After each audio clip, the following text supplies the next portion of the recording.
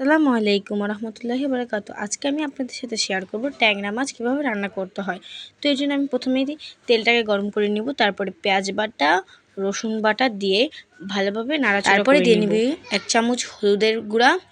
এটাকে আমি ভালোভাবে মিক্স করে নিব। তারপরে আমি দিয়ে নেব 1 চামচ মরিচের গুঁড়া।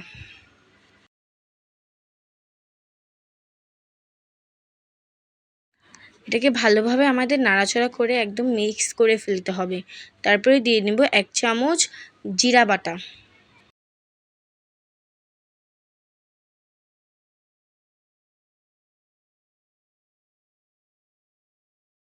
তারপরে দিয়ে নেব ধনিয়ার গুঁড়া এবং একসাথে এগুলোকে আমি নাড়াচাড়া করে নিব।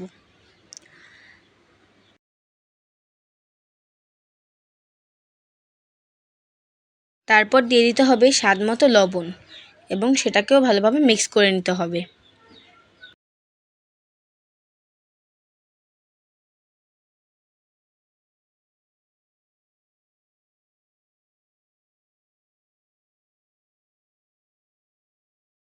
মিক্স করতে করতে যখন দেখবেন এটা একটু ঝরঝরা হয়ে গিয়েছে, তখন দিয়ে নেবেন একটুখানি পানি।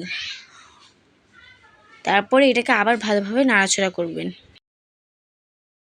তারপরে দেখবেন চারপাশে এভাবে গটগট করছে।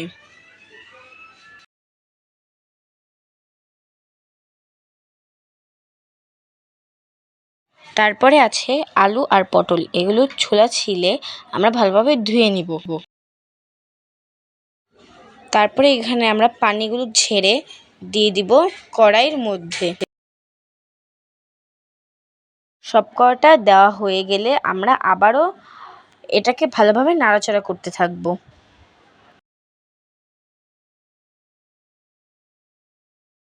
ভালোভাবে নাড়াচাড়া করার পর আমরা সেই ট্যাংরা মাছগুলোকে ভালোভাবে কেটে ধুয়ে এখন এগুলোকে আমি প্যানের মধ্যে দিয়ে দিব অল্প অল্প করে।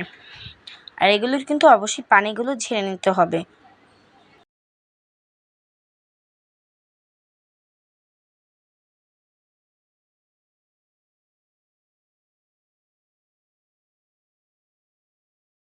মাছগুলো দেওয়া হয়ে গেলে আমি এগুলোকে নাড়াচাড়া করব। তারপর এটার উপর একটা ঢাকনা দিয়ে দিব এবং কিছুক্ষণ পর এটা হয়ে গেলে আমরা একটা অন্য তাওয়ার ভিতরে দিয়ে এগুলো ভালোভাবে মাছগুলো রান্না করে নেব। আমাদের চুলায় রাখতে হবে যতক্ষণ না পর্যন্ত তরকারিটা গটগট গটগট করছে। তারপর আমরা দিয়ে নেব এখানে ধনিয়া পাতা কুচি কুচি।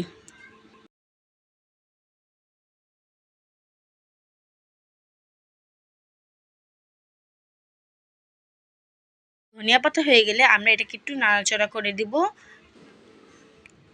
তো আজকের মতো এই পর্যন্তই ব্লগ। তো আসসালামু আলাইকুম রহমতুল্লাহি ওয়া বারাকাতুহু।